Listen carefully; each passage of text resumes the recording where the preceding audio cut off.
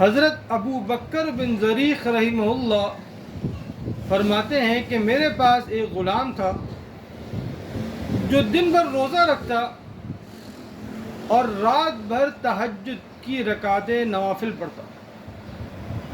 ایک دن میرے پاس آیا اور کہنے لگا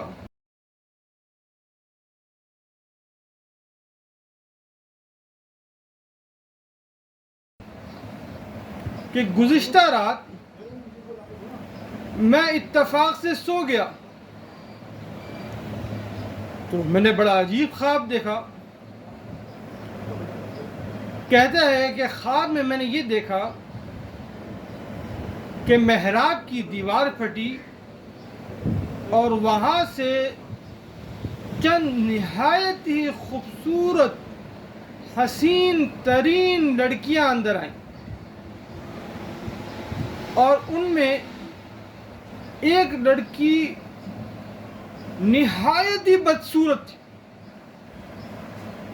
وہ کہتا ہے کہ میں نے تعجب کا اظہار کیا اور پوچھا کہ بھائی تم کون ہو اور یہ تمہارے ساتھ جو ایک بدصورت ترین ہے یہ کون ہے؟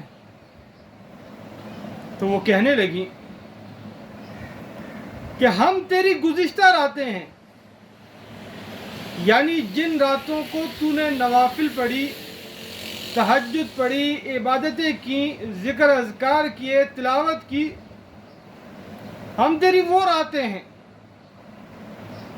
اور یہ جو بدصورت ہے، کہا یہ جو بدصورت ہے یہ تیری آج کی رات۔ تو بھائی رات جو ہے بڑی قیمتی ہوتی ہے،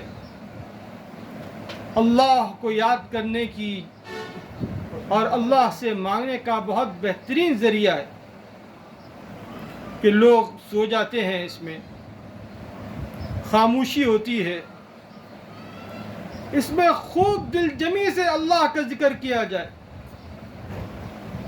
اور خوب اللہ کو یاد کیا جائے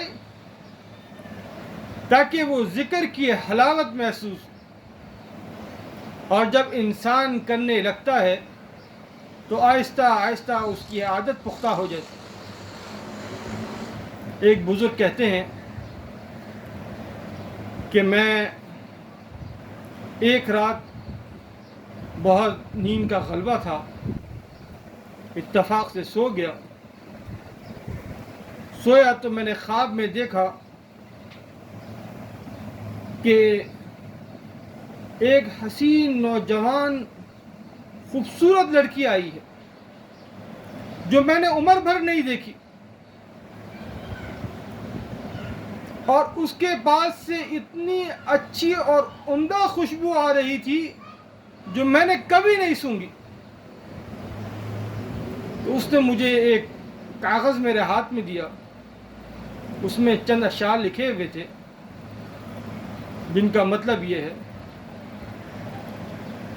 کہ رات کی نیند سے تہجد میں اٹھ کر تلاوت کرنا اور نوافل پڑھنا یہ بہت بہتر ہے،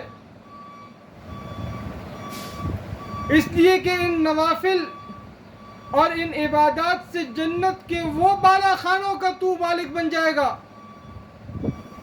کہ جس میں ہمیشہ کی راحتیں ہیں اور نہ کبھی اس میں موت ہے۔ تو اپنی نیند سے اٹھ اور اللہ کو یاد کر۔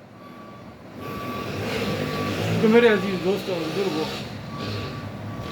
ہمیں بھی یہ کوشش کرنی چاہیے کہ ہم رات کا کچھ حصہ تو ضرور اٹھیں اور اٹھنے کے بعد ذکر اذکار کریں، اللہ کو یاد کریں، اور جب کرنے لگیں گے تو انشاءاللہ وہ وقت بھی آ جائے گا کہ پابندی ہو جائے گی اور اہتمام کے ساتھ اٹھنے کی عادت بن جائے گی۔ اللہ تعالی عمل کی توفیق عطا فرمائے۔